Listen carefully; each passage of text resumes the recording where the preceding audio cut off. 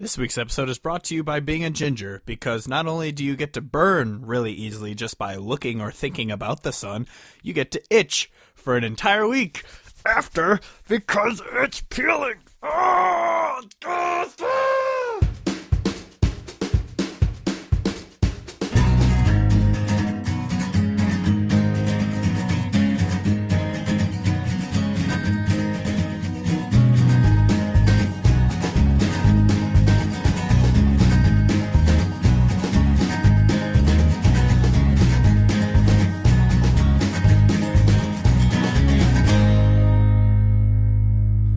Welcome to Hodge Podcast, the official podcast of CountryHodgepodge.com. I'm your host, Steve Hodge, and not joining me this week because of some technical difficulties would be my co-host, cousin, and lover, Kevin Hodge, but he will be back next week for sure. We'll spend next week, talking about Medicine Stone and how much fun it was and the ups and downs of camping during a hurricane. Well, not a hurricane, but yeah. But this week, we have an awesome interview with Jamie Lin Wilson. She was kind enough to sit down with us for about an hour, and a lot longer than I thought she would. And we got to just talk to her about, what the state of country music is, or what is considered country and all this. And obviously her new album, which comes out October 26th, go online, pre-order it, vinyl, CD, iTunes, whatever floats your boat. You do it. She's awesome. But yeah, I'm not going to take up any more of your time. Here is an interview with the awesome, now our best friend, officially, Jamie Lin Wilson. Enjoy.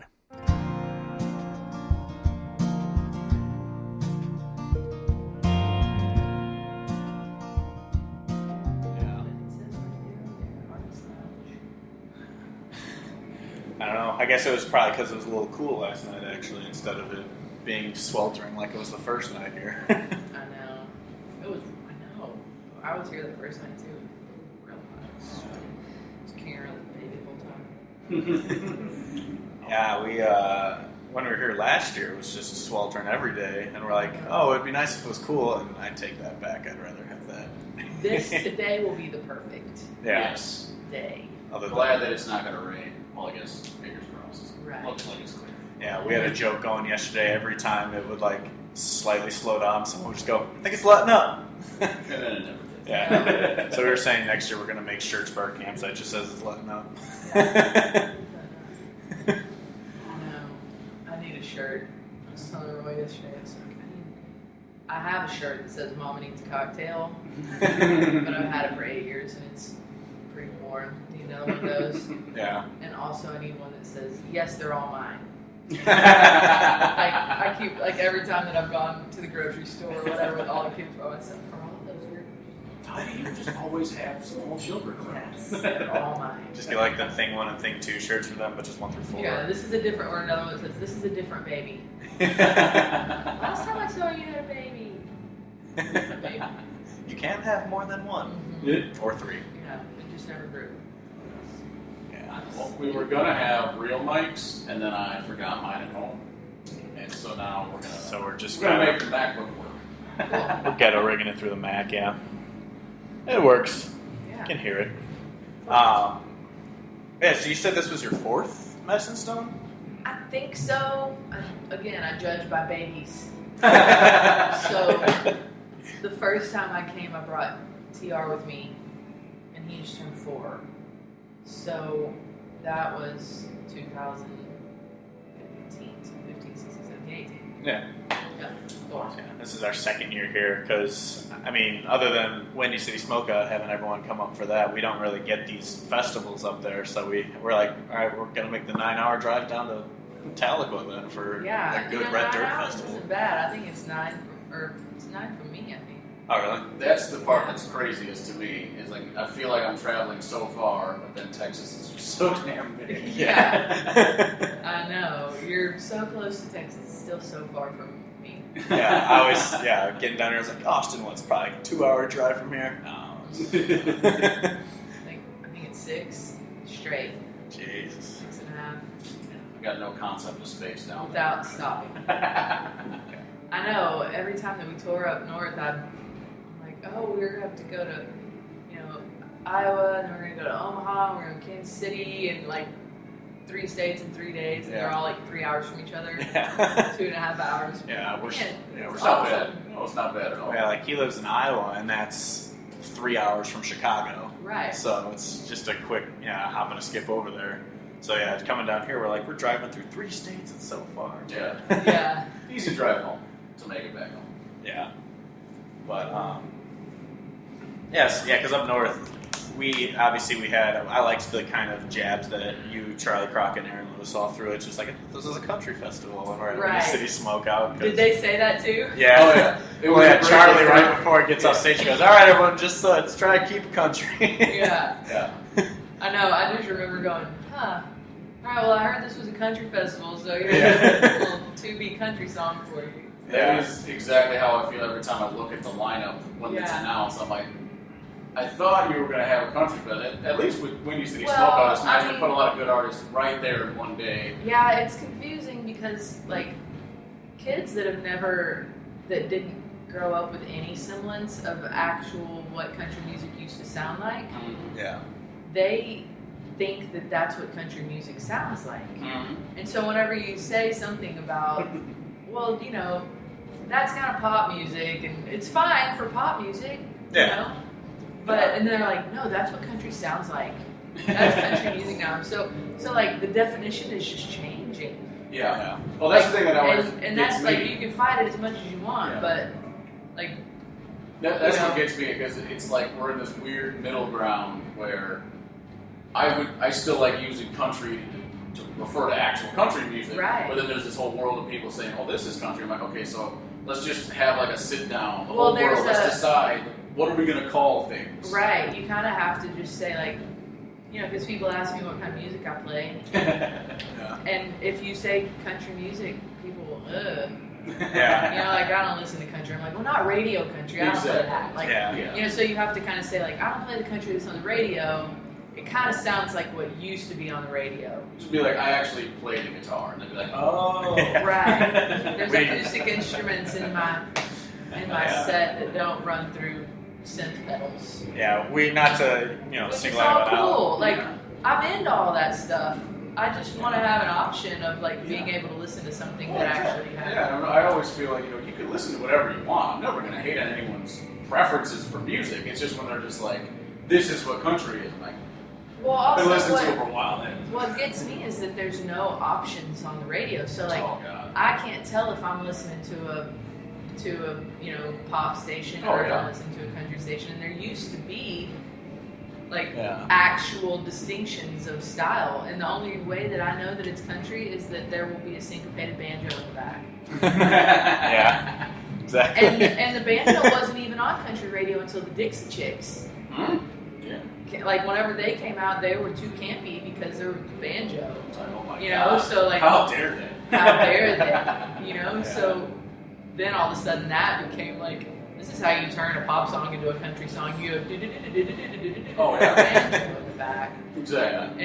and throw a steel guitar on it somewhere, or Just like really lightly in the background. So like it's there, but it's you a can't pad. actually hear it. Yeah, it's just a pad back there to go, oh, this must be a...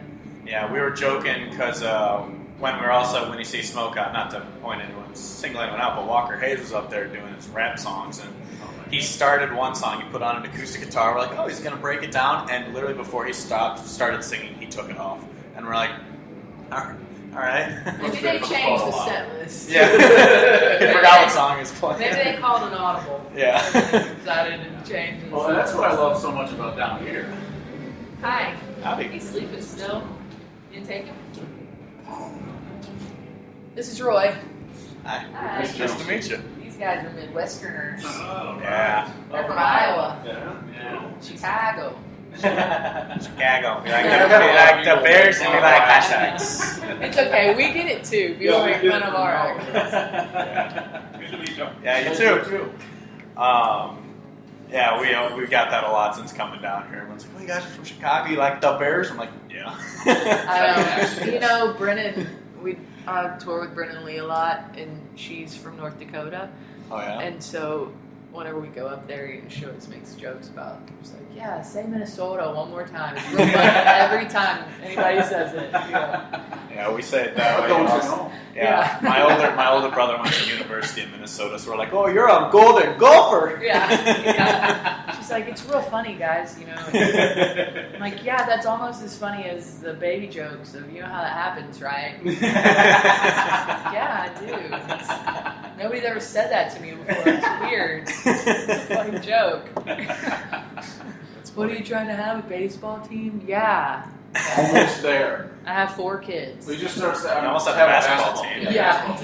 Start at 5. Yeah. You're good to go. For now, you're going to have to play.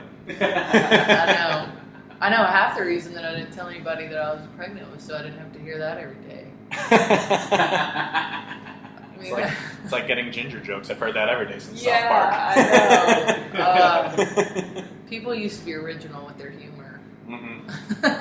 That is the truth. It's like if I ever comment something about, I don't know, country music on any social media, someone like tell me I'm fat. I'm like, yeah, no, I've seen a mirror before. Like you're not pointing anything out. This isn't anything new that I'm hearing.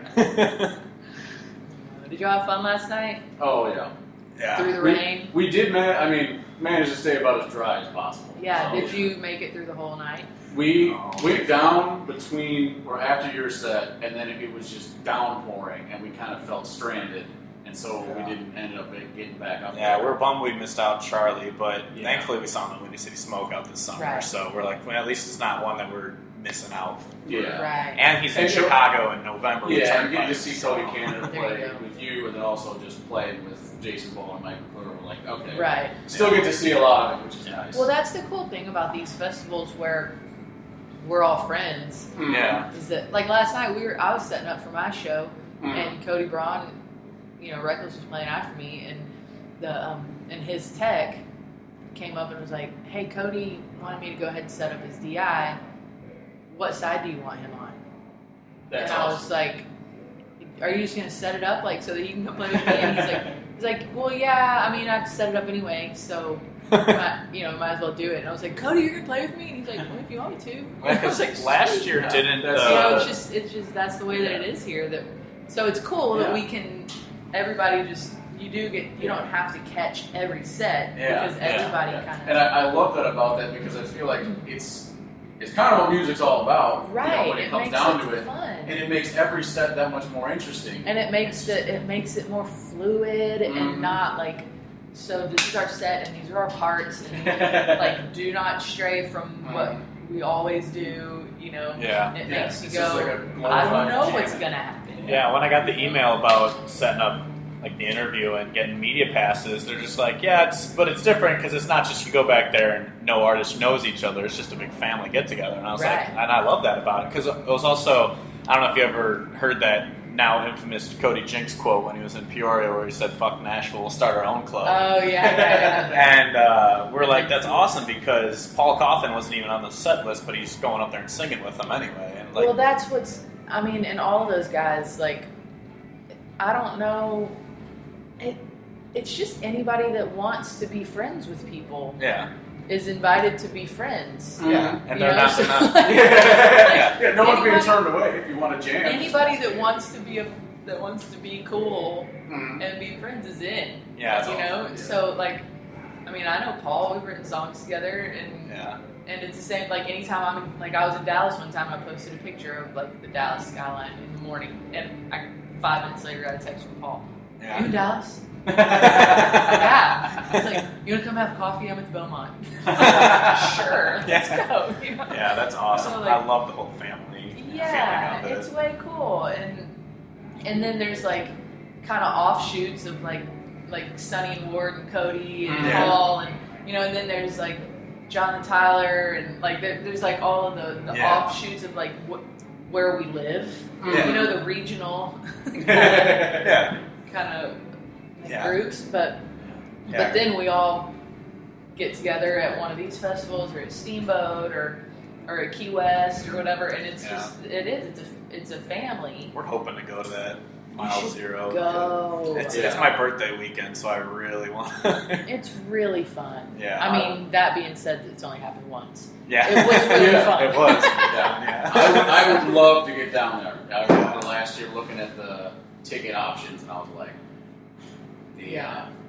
kind of hard to get to Key West. It's hard to get to Key West. Yeah, especially. I flew into Miami and rented a car, and that wasn't bad. I mean, if you feel like driving through the Keys, I've never done that before. So I flew into, actually it was Fort Lauderdale. It's the same, it's all right there. And Southwest flies into Fort Lauderdale. It's all Florida.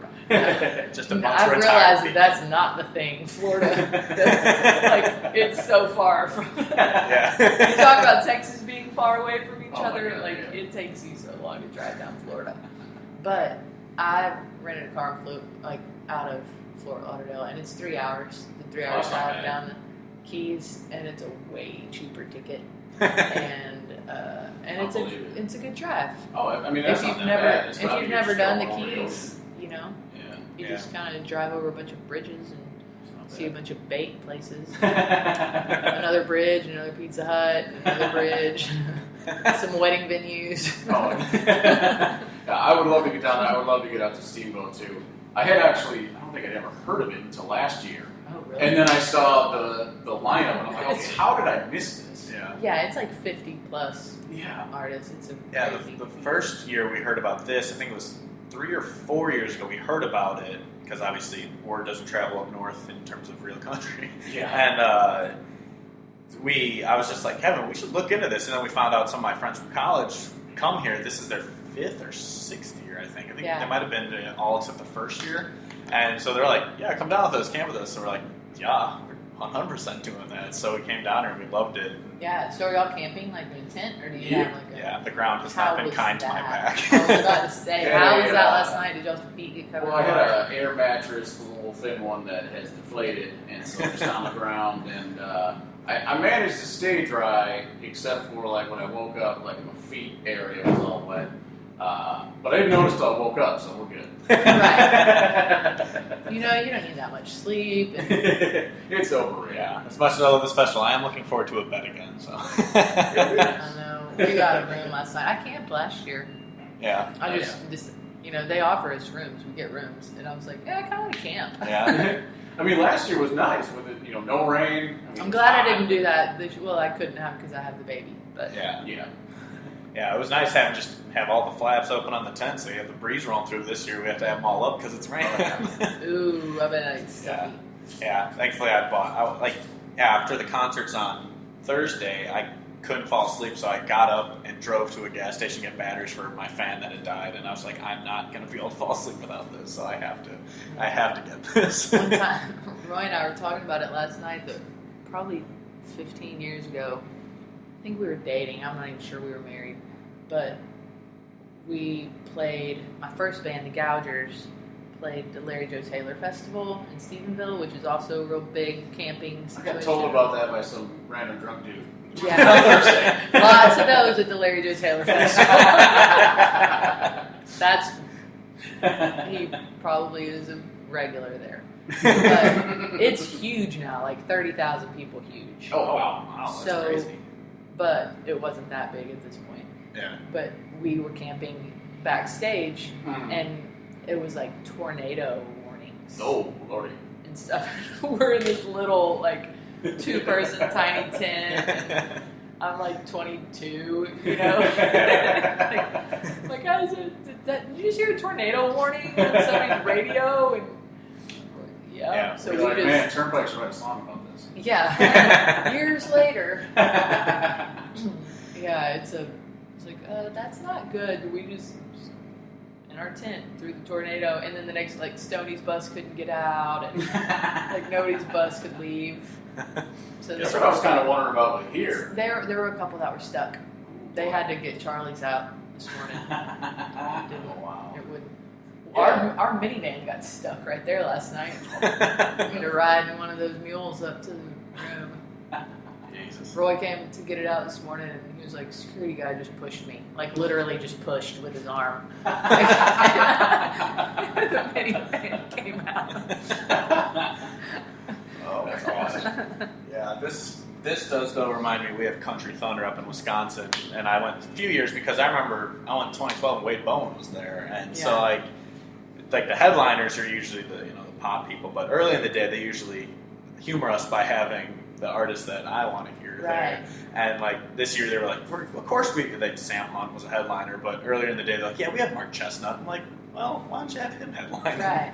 You know what's funny that I always think of is like all of these people that are here, you know, Wade and Randy and Turnpike, and like they've done what they've done with zero radio support. Yeah. Oh yeah. So they get this huge following, you know, regionally big, selling out. Like Turnpike sells out everywhere they go, large venues. Yeah, that's the thing. We haven't gotten our tickets from the House of Blues, and we're not going to be able to get them right away. Right. We got to get home and get them. With zero radio support. Yeah.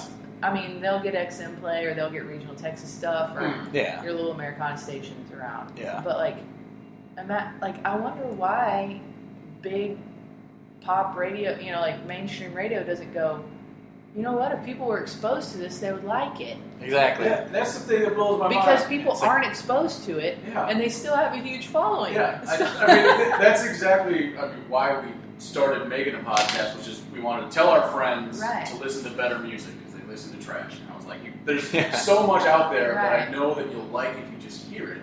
And that's what I think it's crazy. Like, we'll tell people we're coming down here for this, and like, oh, who's the headliner? And we're like, okay, Right. well, Turnpike and Jason Bowen, and no one has any idea who they are. Right. But when we come down here, everyone's singing along to every word, to every song, and I just think it's beautiful. With zero radio help. It's amazing in that grassroots building Right. of a fan base. So is what like, makes it so I much mean, better. why don't they just grasp? It's because they try to put them in this.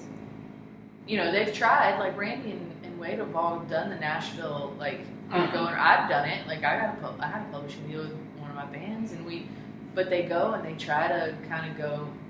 All right, cool, but let's try to produce some stuff like this. Like, why don't you just let people see if they like what we do already? Mhm. Yeah. Like, why do we have to put more bells and whistles on it? They might like it. Yeah. It blows my mind. Are you afraid of? Yeah. I think like, are you maybe afraid of people liking Yeah. something that's not in your controllable Yeah. bubble? What if we're wrong? Yeah. What if people like real music? Yeah, like, I mean, people can have their opinion on whether Eric Church is country or not, but at least he writes his own stuff, and they let him do what he wants to do. Right. pretty much. Stylistically, who cares? Yeah. Really, in my opinion, that's what I really like. I heard a song today when we were eating breakfast, and I was like, "Man, this is a good song. I wish it didn't have that production, but this is a good song." Yeah. I think it was a Kenny Chesney song. Probably off his new record. I haven't listened to Yeah. it, but it was good. Yeah. And it made me go, I wish it didn't have that on there, but whatever, it's cool. At least people are getting a good lyric. You know, a good, Absolutely. smart lyric. I wonder if it was Better Bow, because that's a single right Yes, now. And yes, yeah, that's that's a what it Travis was. Meadows song. So, There you Yes. go. yeah, so Oh, I've that's heard See, Travis that Meadows is sing what that it song. was. Yeah. And so I was like, at least people are hearing a good lyric. Yeah. Yes. You know, they're And at least Travis Meadows is getting a and at paycheck least for Travis it. Meadows, yeah, he cut a Bauman song and on that. Yeah, on well, that that's the record. thing we were saying, that it was kind of cool that Chesney kind of did his own thing on this, because I think he just left his record Yeah. label or something, so he kind of put out his. Funny how it always sound. you get to do that when you leave Yeah. your record label. Yeah, yeah, or you I do mean- it Tim McGraw, you release Truck, yeah, when you get Oh free my from God. your label. I know, but then you know, every once in a while, there's some that come through like Yeah, that. You know, he released "Humble and Kind," awesome. Like Mhm. that's a great song. People, Yeah. and then slowly people maybe went, "Oh, this lady wrote this song," and looked up Lori McKenna. yeah, Mhm. exactly. You know, so like sometimes Yes. that kind of Because that's cool, because I think she was the first like solo songwriter who had a #1 in a long time or something like And that. she Like it's did usually shit. the people who was yeah. That's the most amazing part. You know, isn't it real? It's another interesting thing that like there's this whole like girl thing in country music. They won't play women on the Yeah. radio, but women write all the songs. Yeah. Exactly. Yeah, They're like, people don't want to hear what women have to say in their song. Like, but women are right. Jesse Alexander All right, writes half of those. Hillary people Lindsay. want to hear what women have to say. They just don't want to hear them They sing. just don't want to hear the women sing on it. Natalie Higby, like all of these really successful, you yeah. know, Beth Laird, like these Mhm. really successful women songwriters are writing all the hits for the dudes. Yeah. Yeah. And then our friends who do And they're like, women's points of view don't matter, Yeah. or whatever. It doesn't play. No one No likes one it. wants to. yeah. And then we have our friends who are when people are interested in like hearing, because like we said, we started the podcast for our friends. It's just we ended up getting kind of a following from it, which is kind of cool. But we were like, we just wanted to introduce our friends because then we're like, there's no good women country. It's like Kelsey Ballerini and Kira Underwood. I'm like, no, you just haven't heard the good stuff. Like, you just don't know what's there. I mean, I tell my own family that. Yeah. Like, I went to a family reunion the other day, and they're, we listen to whatever, we like your new songs. What have you, it's like they had never paid it. They knew that I was doing this, but then all of a sudden I kind of got a little publicity push. Yeah. And so they listened and went, that's what you do? Yeah. Jesus. Yeah, welcome to the last 15 years of my life. I haven't talked to you since Facebook was invented. Yeah. You know how whenever my kids come and stay next door with my mom because I'm on tour, this is what I'm doing. Just thought you travel a lot. Oh, you thought you were on like a brewery tour. Well, it's also a funny thing. Like, I live in a small town, and I grew up in a small town. So, and I was like this when I was growing up too, because I wasn't exposed to anything else but Reba and that. But man, music was good. Anyway, people will say like, "Oh, you're going to Nashville this weekend? Wow! Are you gonna be like Miranda? Are you trying to be like Miranda Lambert? Are you gonna be on the TV? Are you gonna Well, there's a if I could tell you how many times I got asked if I'm going on The Voice, there's other ways to do this, you guys. Like, there's not anymore, to get super popular. But they like don't understand that I don't want to be that. Yeah. Like, I say, no, I'm not doing that. Well, you don't want to be like that? Then what are you doing? I'm like, well, there's this whole other level of a songwriting career that you can have where you don't have, like, I can strive to not be recognized in Target. Yeah. Like, I can go and play 200-seat rooms and fill them up all over the place, make a living, support my family, and not be famous. Yeah. And it'll be great. Yeah, and that's awesome. Is it in your hometown, are people kind of oblivious to your following that exists, or are they kind of figuring it out now? They're figuring it out. I'll get messages on Facebook or whatever from I was watching a Facebook Live of Wade Bowens, and he had your shirt on. Like, what? I saw a video of you singing with, whoever else they love. Or, and there's always I heard that was you on Turnpike. Because in my hometown, I didn't have this last name. So, in my hometown, I was Jamie Griffin. Okay.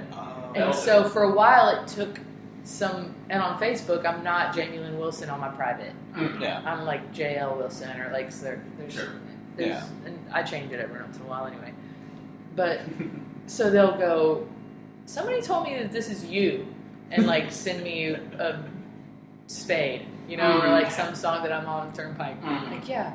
So does that mean that you know Evan Felker? Yeah. No, we just sang in separate rooms. Yeah, it does mean that.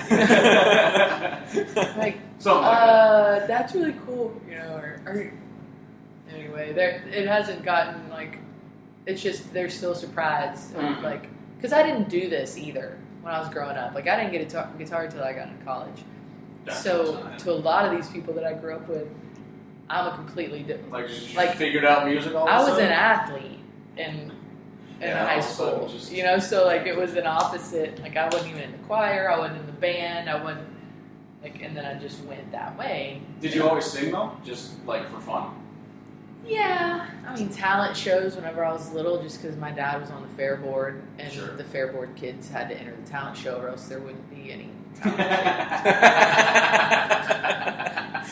that kind of stuff. I always liked it, and I always thought, like, if I could do anything, I would like to be a singer. But like I said, whenever I grew up, it was, if you were saying country music, you wore a ball gown and went on TV. You were Reba McEntire in the big red dress, or Lori Morgan, or Susie Boggess, or like you were that. And I knew that I didn't want to be that. Absolutely. Yeah.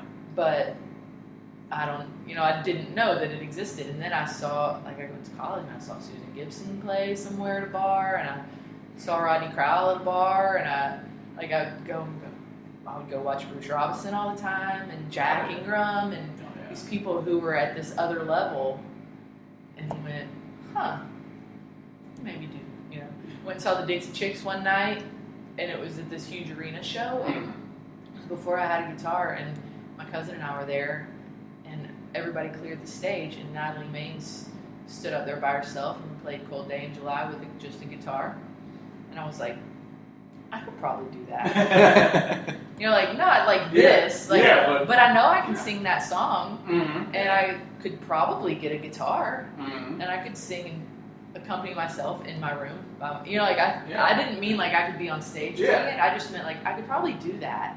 Absolutely. Like learn some chords. Yeah. Like I didn't know anybody that played guitar. Yeah. I didn't like. You just self-taught. Mm-hmm. That's amazing. Yeah, I didn't know any, like, growing up. There was nobody around that played guitars. My grandma played piano, but like I just like I don't know. And so then my cousin and my mom got me a guitar for Christmas. That's awesome. Yeah, that's awesome. That's what I did. And my high school friend, I was in band, but I played saxophone. So in college I started playing guitar, and it was the same thing. Just like, no one's going to hear my songs, but I like sitting in my room and writing my own songs. It's therapy, especially when you're in college. Oh yeah, it was. I always tell people, they ask why I started writing songs. I'm like, because it's therapy. Yeah. It's the best Sorry, form of I'm therapy. allergic to Oklahoma, if y'all were I'm just really upset that we're just ruining your day. I'm like reminiscing and getting emotional. No. Eyes are watering because Oklahoma hates me. Yeah. I had some allergy problems yesterday. It was wonderful. I know, I was losing my voice at the end of my set. I was like, no more songs, I'm going to lose it. If I do one more right now. Yeah. But yeah, it was, growing up, you're not exposed to all that stuff. Yeah. Especially in small I towns, believe it. without a music scene. Well, I mean, that's, I don't play music, don't do music, but just my experience with learning about just this whole world of music, the whole Red Dirt thing doesn't even exist for most people north of where Oklahoma is. I grew up, like, my dad loved all the oldies, like Merle Haggard, Waylon, all that stuff. So I heard that, and then I heard it was on the radio. And I had no idea there was anything different. And then several years ago, I started hearing the Red Dirt. I'm like, how come? Who's been hiding this from me this whole time? But it is. They're actually hiding it. Exactly. Yeah. Like, everybody, like, all of Nashville, all of mainstream radio, they know that this exists. Mm-hmm. Yeah. And they go, we're not touching it. I don't, because I don't know exactly why. I mean, it's probably got something to do with we're headstrong and we're not going to go there and do what they can't mold. Exactly. They can't mold somebody that's already molded themselves. Mm-hmm. Yeah. They can't tell you to put a bunch of production on top of your song. Right. And I mean, that's the whole like Chris Stapleton phenomenon. Right. He was already his own dude. Mm-hmm. And he just kind of infiltrated the system. And then they went, I don't know, let's see. And he went, whoosh. That's the because thing. people have been craving authenticity on the radio for so long that they it's holy shit, what is this guy? Yeah, but it's insane that the radio still doesn't care because I don't think he's had a #1 hit yet. Right, and then they went, Will, and it was after, wasn't it an award show or something that he went on and he sang with Justin Timberlake. And then everybody like went, and so he got some attention for a second, and then on the radio it went down. Yeah. But on iTunes, it's still, those 3 records are still like in the top 10 of iTunes. It's been selling like crazy, which just goes to show that people want. Because people want it. Yeah. Same thing with Miranda and Tin Man. Like, how far did that get up on the chart? Like to like 40. Yeah. It didn't. Maybe 30. It didn't go up on the radio chart, but it like iTunes. Oh yeah. Like the downloads and. When the first time I heard that song, I was like, because when they heard her sing it, they went, "What the hell is that?" That's what we like. Yeah. People are craving the authentic songs. Jack Ingram releases it, it might go #1. Yeah. Well, that's the other part. Yeah, just get a dude. I think he's got it. Yeah, there is a version. I don't know if it's on that Hotel album. I can't remember what it's called, but it might have been on that one. I think he's got one coming up. Oh, does he? Mm-hmm. Nice. Yeah, I remember we were going to see him and you in Iowa, but I think that show got canceled or something like that. Yeah, I think he had a family vacation. He had a family vacation scheduled that wasn't on the books. I get it. Nobody wants to come to Iowa. Is that what she said? I was bummed though because for some reason I actually do have kind of a Midwestern following. Like I can go to Minnesota. Like I spent all of the summer out of state. Like I was up in Kansas and Iowa and in Minnesota and then in Chicago. Like I did that for pretty much the whole summer. I don't know. I make more money out of state anyway. And it's good to be out in the summer, and it's not as humid up there. As humid. Yeah.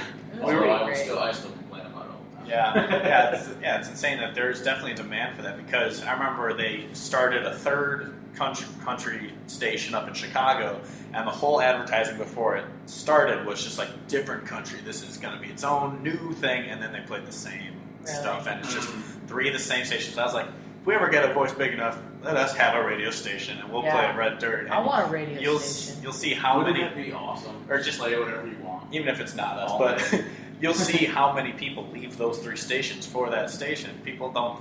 It's like a double-edged sword there. They think no one's listening to it because it's not playing, but it's also not playing because they don't think anyone's listening to it or are afraid of it. They're afraid of it. And it's all advertising money and all that too. Because the advertisers, it's not a sure bet.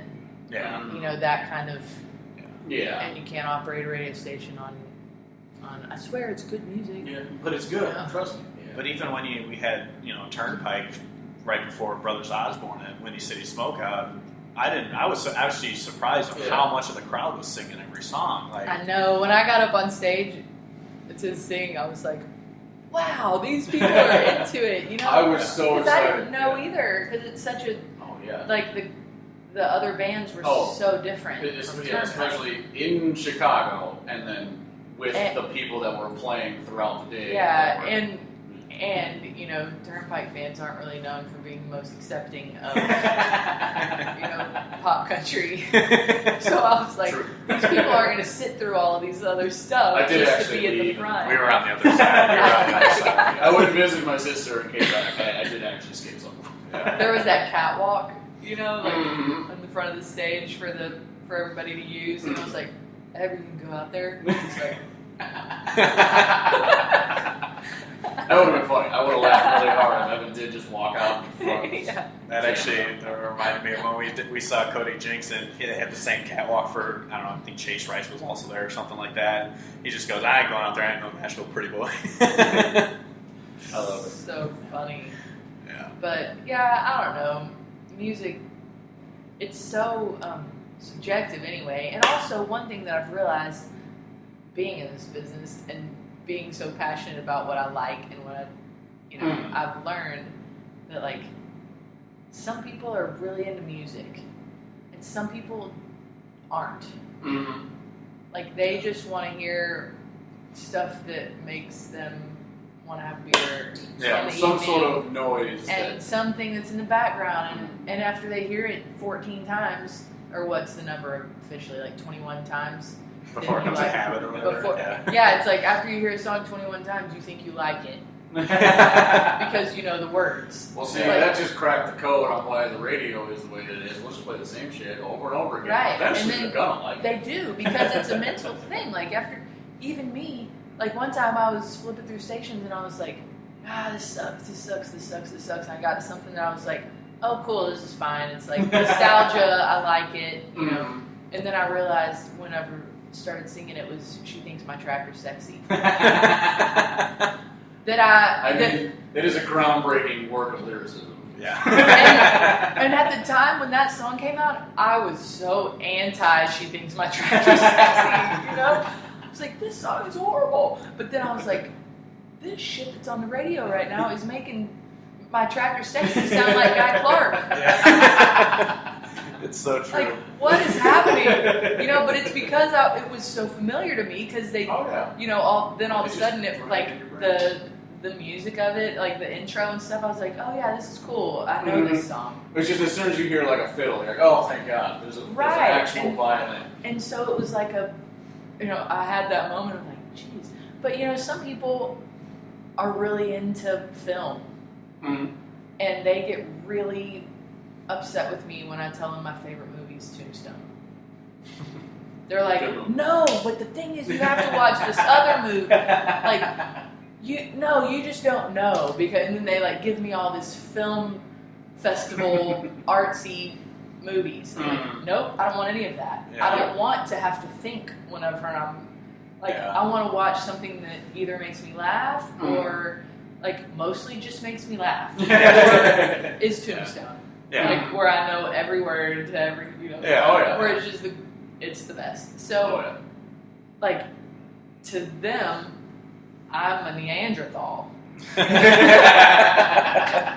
But I just don't care about the artistic nature of movies. Yeah. And some people just don't care about the artistic nature of songs. Yeah. They just want to hear something that is, common denominator song. I understand when people don't like, they don't care enough to listen to the lyrics. Like, I can grant you that you just want to hear the sounds. But then what I think about is, like, at your set yesterday, everybody just jamming. And just solos and jam. And I'm like, okay, tell me that there's a person who doesn't like that. Like, there's not even any lyrics you got to try to pay attention to at this point. They're just showing off how great they are as musicians. Also, I mean, the other side of all of that is that, like, I know that I don't want to watch. Every once in a while I'll go, okay, cool, hit me with your, Last Night in Paris or whatever artsy movie. Yeah. I don't even know if that's an actual movie. I'm just imagining something about Paris. It sounds like someone definitely made that movie. If not, they should. You'll get a screenwriting credit. But if you're not exposed to it at all, is where the problem. Like there's a lot of people who go, I didn't even know. Oh yeah. I didn't even know. Yeah. And I feel like it's and then they feel cheated. Yeah. What the hell? Oh no. Yeah, well, because I remember even after just our very first episode, we talked about Eric Church because it was a safety one that we knew about. But we were at the end, we always say like what we're listening to, and he brought up Shane Smith and the Saints, and our buddy texted like right after Pussy goes, "I just listened to that band, and they're awesome." I was like, "Yeah, exactly." Like, yeah, you just because there's great musicians everywhere, and there's also really bad ones everywhere. Yeah, we can go into that another day. I get shit on Pop Country all day. No, but that's one thing the internet has helped us with, us smaller bands. People discover us on Spotify.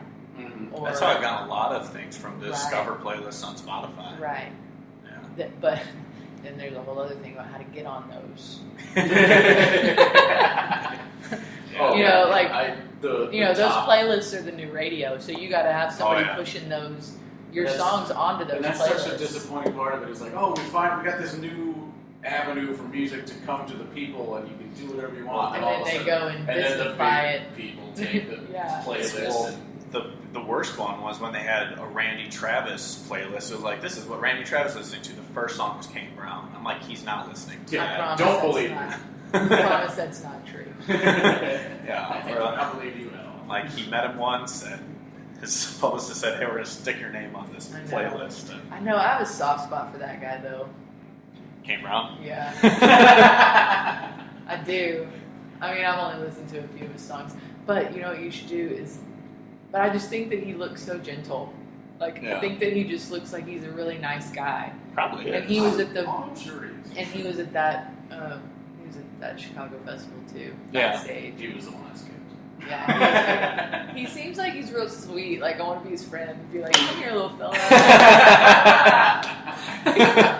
Come sit with me. Yeah. I want to be your friend. Well, yeah, that's always also the thing we always have to disclaim to people. Is like, just because we don't like their music doesn't mean we don't like them. I'm sure they're very nice people out there. But I know. And I think, and a lot of those guys, like, I feel kind of bad for them sometimes because sometimes they're not in charge at all. Yeah. And they didn't have songwriting aspirations. They just know they can sing, and they like to. And so then they go there because they can sing, and somebody goes, "Come here, little boy. Here's some candy. Come over here. Tell you what you should play. This song would be a huge hit." And they just go, "Cool, I'll sing it. What do you want?" Yeah. Because people are in it for different reasons. Some people want to be a star. Some people just like to sing. Yeah. And some people, 10 years into their career, go, "Oh shit, I should have never done any of that." Yeah. And they didn't know. Yeah. And because, like, whenever I was little, my mom wanted, like, if I would have said, "Mom, I want to be a singer," she would have gone, "Cool, I'll figure out a way for you to move to Nashville." Like, she would have done that for me as a 16-year-old, you know? And I'm so, because there was an Opry close by that she was like, "I can get you on, like, if you want to go sing on this Opry whatever night, we can go do that." And I was like, "I don't want to do that." But if I would have made a different choice and said, "Yeah, I want to be a singer, let's go," I would have been, like, the person that did that, that's my age, is Leanne Rimes. Yeah. She was not that I would have been Leanne Rimes, but but that's the trajectory of someone who just moves to Nashville that can sing and is marketable. Yeah. They go, "Here, do this." Yeah, we can take what you have and we can do this with it. Right. And then they end up not having a choice. Like, I've read several articles about country singers that... Is he still sleeping? I've read several articles about country singers that say that. They're like, "We don't have... Like, I regret all of these things. And I don't have control over anything." Yeah. And thankfully it's once that leash is cut that they can just talk out without having to fear being blackballed. But for those 10 years... Yeah. Like, they just... I mean, not wasted them, but they just kind of... They were used for evil. Their talents were used for evil. Or whatever, Yeah. But I feel bad for them, so I don't go, like, to the pop country people and go, "It's horrible, and you're bad for doing that." Yeah. I go, "God, I'm sorry if that's not what you want to do. Yeah. It might be what you want to do, so cool. But if it's not, I feel really bad for you." Yeah, there's some where we watch and we're like, we can tell that they're just up there for the fame. And Right. you can tell pretty quickly when it's like that. Especially and when... And then there's folks like Eric. Yeah. That he's great. Yeah. And he's doing what he wants. And he's doing what he wants, and he is, he rides that line of marketability and, easy to, he can be artistic and commercial, and that's it's a really, really, really fun line. Yeah.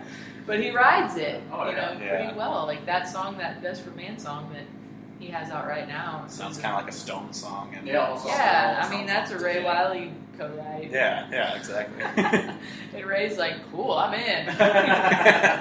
Dress me up like a drug dealer for your video. I haven't seen the video, but I'll have to check that out. You That's should. awesome. It's really good. Is it? That's awesome. He's like in a blue polyester suit and being all Ray Wiley. That's I awesome. cannot believe this is happening. For all of you in podcast world, my baby's been sleeping for like 3 hours. We've been waiting for him. But he did not sleep past 4 a.m. Oh, that's fun times. Woke up at 4 and fell back at 9. Now he's just out. I can only imagine. Oh, so cute. Yeah. Oh, I feel like we'll get in trouble if we don't ask you about your new album. So. I forgot about that. Yeah. So they were kind enough to send it over to us, so I have You got to hear it. Oh, yeah. And Like it. I actually don't want to spoil all the songs for them because I want them to be surprised. Even though we still did back it, and so we are looking forward to our autographed copies. They should be coming. I have to do that this week. Lovely fun time. But Package all of the things. And also I have to order more because I forgot about promos. I was like, I'm not ordering a bunch of CDs. Nobody buys CDs anymore. Like at shows and stuff, they really don't. Yeah. And so I ordered like kind of just enough to cover the pledge people, and then like some extras, knowing that I'd have to reorder eventually a little bit. But but I have to already. Like I didn't get enough. That's a good problem to have, I guess. Great. But so like earlier we said how it's therapeutic to write, but how do you write, like, I'm going to spoil this song for everyone, Death and Life, how do you write a song kind of like that? Because that's just kind of a story rather than like Yeah, first but it's person true. thing. Is it? Yeah. So that one in particular, I tried with this record to kind of stop being introspective. Yeah. Because who wants to hear one person's point of view for like 3 or 4 records in a row? It's boring. Yeah. I'm not that interesting. So I started to kind of pay attention to like all the stories that were happening around me, and that song in particular, it had been marinating for a long time. Like I knew that like this situation's happening and I'm watching it and that needs a song. Yeah. And then this situation over here is happening and that needs one too. And I didn't know that they were the same song. Yeah. Like for a long time. But so like that one, Roy's aunt actually, her husband passed away and in 2014, and I was talking to her one day. We had gone to the cemetery for something, probably a funeral, maybe just to walk around because we do that. But the kids wanted to see Uncle Joe's gravestone, and we went over there, and he still had the little funeral temporary. Oh, really? Like the metal one. Oh, yeah. Just said Joe Soa, and it had been 2.5 years since he passed. Wow. And so the next time I went over to Anne's house, I we went to the cemetery and the girls wanted to see Joe's gravestone, and she's like, I know, I haven't done that yet, and I want it to be this and this and this, and she was kind of telling me what she wanted and she couldn't get it right, she couldn't figure it out exactly, she wanted a double one, that had her stuff on it too already, and I was like, yeah, and also, it's a lot harder when you see it in stone. Yeah. And she goes, yeah. Yeah. And just kind of went, I was like, it maybe hasn't happened. Yeah. Until I just kind of. It's that the accept, written in stone and the right. acceptance of it, yeah. Right, and so she was like, yeah, and so that moment I was like, well, that's a thing. Yeah. So like, what's going on here? So that's the first verse is her, Mm-hmm. like it was almost 3 years before before they got a stone, and so. And also like I watch like the they've got grandkids and the grandkids act and look like the grandpa and they there's like this and that helps her to face being alone or whatever and they're a really tight-knit family, so the kids come over all the time and so it just helps her, and then Roy's dad is the second verse. My husband's dad passed away, and he knew, like, he had cancer, so he knew, like, it was terminal. You got 6 months. Go make amends, do your stuff, and Roy's dad asked him to build him a casket, to build him a coffin. Oh wow! It's heavy. Yeah, it's so heavy. Oh my God, yeah. And Roy's like, my dad asked me, blah blah blah. I'm like, okay, are you gonna do it? And he's. Yeah, I have to. He asked me to do that. Well, so then the day that he died, and he didn't end up dying from the cancer. He ended up 6 months later fainting and hitting his head on a pole. And oh wow. And they couldn't operate. But I was like, what a blessing. Like pancreatic cancer or falling asleep for 3 days. Yeah. I'm sure that your dad would be fine with that. Yeah. But so he died. We went home, and Roy went to the lumber store. And it was one of those things where, like, his dad was really smart because he knows that that's how Roy handles stress, is to go, like, do work. Something. Is to go work, have something to do. So, like, we're all eating casseroles and pies and visiting and hugging and doing the funeral thing, like the visiting thing. Yeah. And him and all the men were in the shop with nails, Wow. hand building this coffin for his dad. So it was like one last thing. And so I was like, okay, that's a song somehow. Yeah. I don't know how to do that, really. And it took 4 years for me to get that into, like, between when the song happened and it swirling in my brain, But what helped it all come full circle was then in 2014, so 2 years after he died, we had a baby. I was born on his birthday. Oh, really? So every line in that song then he had a baby boy born on the same day as his dad. Yeah. So he took his name to give him. It's the best thing that he had. So we named our son Thomas Roy after Tommy. Oh, And he was wow. born on his birthday. Like, it was like this Yeah. whole thing. We were like, this is not real life. Like, that all just really happened. This bow tied too neatly. Yeah. That is- I know, and he acts like him. He's a little shithead. Like, he is real funny and charming and smart and is really going to get in a lot of trouble, as a grown-up, I can tell. but like, all of those things, like, they actually happened. And then as I came up with the chorus, like, it's just like everything just keeps moving, and it's just the whole point of that song. I tried to my mom called me the other day and said, "Do you expect anybody to like this song?" And I was like, "Well, yeah. I mean, I don't know. I hope, but I didn't. Yeah. I mean, I just kind of, I hope so. But it's not, like, to me, it's not sad. It's like just kind of matter of fact. Like, this is how it goes. Like, everybody knows that you put one foot in front of the other, and this is how you deal with life after death. Like, life here after somebody that you love, and we all handle it in different ways. Like, Roy builds a coffin, and then my kids, every funeral that we go to, they go, "Can we go look for people?" And they go and look at the tombstones and see if they know. Like, they know where their great-grandparents are, and they know where their uncles are, and a cousin, or is this person that you said, blah, blah, I recognize this name. And, Joni can read now, so she's, like, all over the place. And running, and it's no big deal to them. Yeah. Like, they're so comfortable with the idea of dying, because they have known so many people. We live in such a small town, and we're all so close-knit that anybody who passes away, there's a lot of old people there, and they know them all, and they love them all. So anybody that passes away, can I go to the funeral? Can I go to the cemetery? And, so that's how I got that idea of jumping over rocks. And, and I don't know, it ended up, and I didn't even finish that song until 2 days into the studio. Oh, really? Yeah. I was we were already recording, and I was like, I gotta finish this one, and I don't know how to do it. And I just kind of started playing on it and figured it out finally. And then we recorded it the next Glad day. you did. I know, me too. It was just like, it was one of those, like, after I finished it, I was just like numb. Just like, Like, I worked really hard on that. Like, my brain has been working under the radar for a long time on that one. Yeah.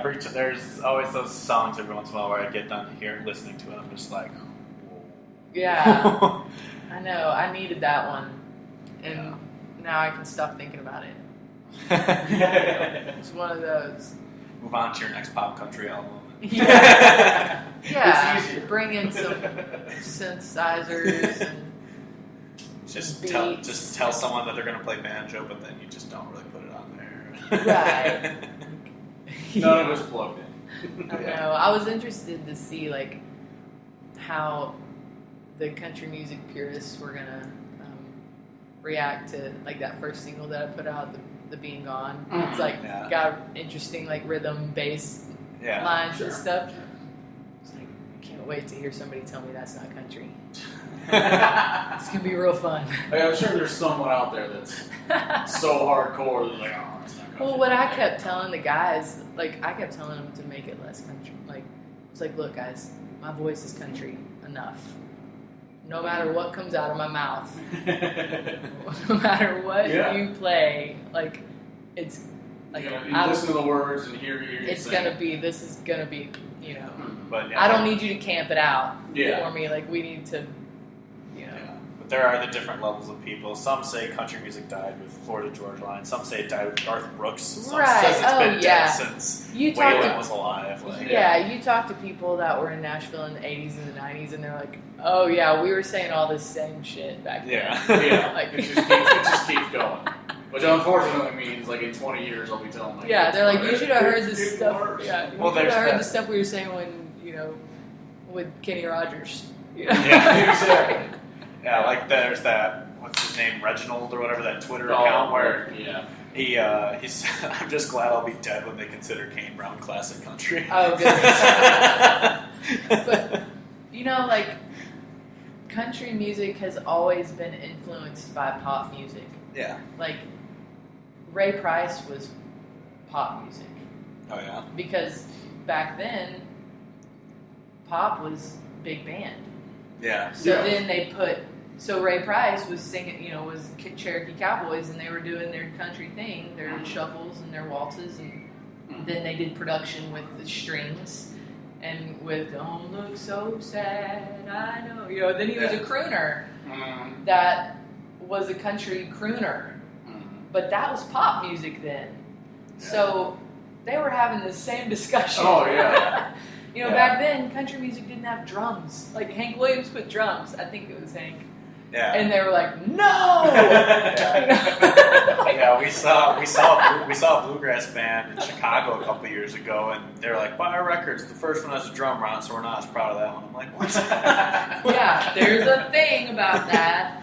But I mean, this discussion has been happening since the 50s. Yeah. Oh, yeah. Like since there was radio, since there was something that was considered country music and popular music. Yeah. Like. So, and people forget that pop stands for popular. Yeah, exactly. So they try to take Yeah. I mean, that's true. Yeah. So they try to take the pop music and infiltrate this other thing and make it a bigger thing. And it happened in the 70s with disco. That's where we got some of those Dolly and Kenny collaborations. Where it's like there's a disco beat behind that stuff. Oh yeah. Islands in the Stream is a Bee Gees song. Yeah. And then like you hit the 80s and like you have Dan Seals, "I Want to Bop With You, Baby." I mean, that's not country. You get Achy Breaky Heart. And then you come in and you have Achy Breaky Heart, and then like there's like every decade has another pop infiltration. Yeah. Yeah, but I do love, though, But it always goes back to something. Yeah. Yes. But I do love that, like, Charlie Crockett and Joshua Headley, they both have that very old school sound, but it sounds new at the same time. Right. Like, there have been bands they put out their record where they're trying to sound like a 50s band, and they sound like they're from the 50s, whereas these ones, they sound old, modern. but they're definitely modernized a little bit. And that's what I love in that kind of thing. Yeah. Headley's record is great. Whoever did his vocal mixes are really great. Yeah. It sounds modern. Yeah. It's always going to be that argument of, I've had people say like, or else they'll have also the same argument of just like, that ain't country, you're only country if you listen to Thomas Rhett. I'm like, what? Everyone's bar Except is for at a I really different... also love that "Marry Me" song. I do actually like that song. It's not. I wish it didn't have that beat behind it though. If they would just let that be a country song, it's a country song. Like that's what I feel like it comes back to. lyrically, the storyline is there. Like, and it's clever, and because that's what. I mean, whenever it comes down to it, like substance-wise, Bruce Robinson told me one time. So I don't want to steal his quote. I probably stole it from somebody else, but. Country music has always been for grown-ups, and pop music has always been for kids. And so now there's nothing for the grown-ups. Yeah. Because it used to be that country music had storylines, and there were at least like some sort of like adult.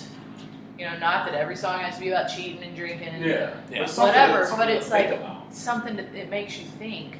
And pop music makes you have fun. Yeah. So now, there's nothing on the radio that makes you go, that's why the same thing. That's why Tin Man happened. That's why, Stapleton happened. Like, those, Fire Away by Stapleton. Yeah, those things. That song, that "Marry Me" song is great because it makes you go, oh, poor guy. Yeah. Exactly. Actually, like, I was in. Whenever I heard that song coming on the radio, I was like, all right, I'm going to give this a shot. And like, oh, good one. And then I got to but she didn't want to marry me. I was like, I'm so sad now. This is great. I know. It sounds like I should be having fun, but it's so sad. Well, it's also the same with, on his last album, I think, he had a song called Crash and Burn, and it was written by Stapleton. And I went online and just read the lyrics, like, that's an amazing song. Right. But it's just a pop song. Right. And I was like, oh, it sucks, because it's I know. such, like, I'd love to hear Stapleton play. Yeah, they put production on it that makes me not want to You know, like as soon as I hear the, like those like. It's like no. I'm not into that. If that's what it takes you, if that's what makes you write it, because sometimes people use those beats to get inspiration to write a song. Yeah. Like it's a thing. There's like track guys. That's what they call them. They're called track guys. You go into a songwriting meeting, and somebody's like, "Are you a track guy? Yeah, cool. Okay. Well, I've been working on this." There's like a track guy and a lyric guy. Huh. So one guy has like some music and some beats and stuff, and then the other guy writes the lyrics to that track. So like that's and I don't know if that's how they've been doing in hip hop for a long time or whatever. I don't know that, but that's what's happened. That's what happens in Nashville now. Okay. I've never written with a track guy. Drew Kennedy writes with him a lot, so y'all should interview Drew on here and ask him. I got his last album like a couple months early to review, and I loved that album. Yeah, the song House blew me away. I loved that song. Yeah. Did he write that with Lori? I'm not sure. I never got the songwriting credits, so I'm not sure. Into a house. Yeah, that song blew me away. I think that might have been Lori co-write. He writes with her a lot. Makes me so jealous. Yeah. But y'all should interview him because he does that track thing. Oh yeah. Yeah. I would. And he loves love to talk to him. And he loves it. We'll call him on. Yeah. I'm just gonna start blasting him with like. Twitter So what's things, gonna happen now? Like in the next couple years or whatever, all these Drew Kennedy songs are gonna start getting cut, and you're gonna be like, "This sounds like a hip hop song, but those words are real smart." I don't know what's going on. I'm so confused. I don't know. You know, so like sometimes they have to use those things, but then I go, "But you didn't have to use it in an actual song. You could have taken the track out." Could have put an actual drummer on the song. But yeah, I do love that Mary B song. Yeah, absolutely. Yeah, there are the guilty pleasures. I'm especially sure there's more that I would love if I listened to it more. But I have to do that. I have to go, if I heard the writer sing this with a guitar, that would be a great song. Mm-hmm. You know, I realized that about myself, that I just don't prefer that production. Sure. Of like the big, pop production or whatever, but every once in a while, like today, I heard that Kenny Chesney song, and I was like, yeah, I'm into this. Like, I think it was the second verse said something that surprised me. I don't remember what it is now, but it surprised me. Oh, yeah. And I was like, Yeah. good line. Yeah. When Travis Meadows' album came out, surprisingly great line, guys. he introduced me to that song when Travis Meadows' album came out. We talked about it on our podcast when we did an episode about him, and yeah, that song is fantastic. Yeah, so when we found out that Chesney was covering Travis Meadows and John Bauman, we're like, I'm not mad about that. Yeah. Because obviously he's reaching out to people right. who kind of deserve it. And like going back to Eric. Well, he and like Gaddis was writing for him for a while too, and that's another like Keith Gaddis. He did like El Cerrito Place. And, Yeah. Those are his. Y'all need to get that. You don't need to get Gaddis' record if you don't have it. Big City Blues. I'm sure. It's the only record he's ever put out. Oh yeah, so just find the one. Yeah. Keith Gaddis. Yeah. But Chesney reached out. Like they became friends, and he wrote too. So he likes the good guys. Yeah, that's the thing. Yeah. It's the same with like, going back to our church, he had like Rihanna Giddens on his. I don't know if I pronounced that right, but had her on a track. Yeah. He brought Ash McBride on stage with him when I saw him in Chicago a few years back. I'm Why like, can't I get to be friend of their church? Well, our huge overreaching podcast, I'm sure. Yeah. I'm sure he's listening. Eric, right if now. you're listening, Ray Wiley Hubbard likes me. His wife made my baby a quilt. Be my friend. I like your songs. But I just love real country music, and that's the whole reason we started this thing. It's just to help people with. Like we always said, even if we can get one more fan of a band, we've done our job. That's so all we can get one more person to check out your music. This is success. Other than the fact that we're just pumped we got to meet you. Well, I'm sorry I talk a lot. No, it's perfect. That's great. Kevin was worried we wouldn't have anything to talk about. Oh, well, I was worried we wouldn't have anything to talk about. Just ask me one question, and I'll be talking about something completely different. There's lots of that reminds me. But that makes it so much easier. And I mean, yeah, it's just insane of what's happened with this. Of we got to talk to Dale Watson like about the Ameripolitan Awards, which is another thing of we've had the discussion of, do you kind of give in and say that this is what country is now, and like he did, he went to Ameripolitan or Americana or folk or all those different titles, or do we say no, this is country and we want to keep it as country? Yeah. And it's always a decision of like, I mean, I see both arguments of just like, if you're going to take this and say it's country, then we're going to go do our own thing over here. And then the Ameripolitan Awards have done great things for introducing like other artists like that into it, and so we like that. But at the same time, yeah, we are stubborn. We want to say like, no, we listen to country music. Yeah. You don't. No. It's our thing. You don't understand. Yeah. But thanks so much for talking with us. No problem. Is your album still for pre-order outside like iTunes and stuff? Or okay, so yeah, go. iTunes is all up for pre-order. On my website, you can get physical vinyl pre-order and CDs and vinyl pre-order.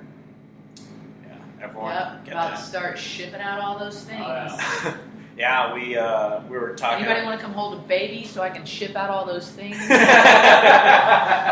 We're saying that's a great day because it's October 27th. 6th. We're saying like there's like 4 albums coming out the day, so like we're gonna have a great day that day. Listen to all this. Gonna take off work and just I know. I think we got Whitey that day and 2 others that I can't remember. Yeah, there's another girl. Who it was, but I saw it the other day. Yeah, that's the other thing with starting this podcast and just being able to reach out to people is this year alone we've covered 200 albums that have come out this year. But like we didn't expect that much music when starting it that would come out, but every Friday I just go on and I look at all the albums that come out and there's like 5 or 6 a week. And you're like, I spent $2,000 on iTunes. Exactly. I started getting into buying vinyls recently, so I'm spending all my money on that. So I gave him my American Aquarium vinyl that I got for pre-ordering her album. I have that too. Yeah. We were bummed that they weren't here this year, but I'm guessing his schedule with the help BJ. Yeah. Pigs was here. Who's merch guy? Pigs. Oh yeah. Probably still here. All right, I'm gonna go feed a baby. I think. Yeah. We don't got koozie anymore. All right. I realized when we came down, we didn't bring any cool shit to give anybody, but we got koozies. We have a big box of koozies that we wanted to give people, and then we left it at home, and we're set. Yeah. I left my baby's headphones at home. Oh yeah. Oh, sorry, it's not that loud. Yeah. And I was standing on the side of The Departed last night going, oh shit, I gotta get out of here. And I got loud.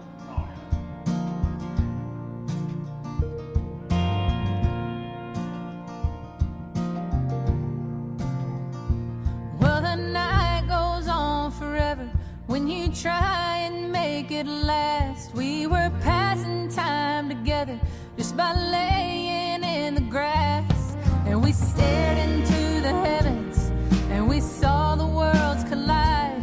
We were lying still and watching, they were flying through the sky. The stars in Oklahoma, never seen a night so cool and clear. Shooting stars in Oklahoma,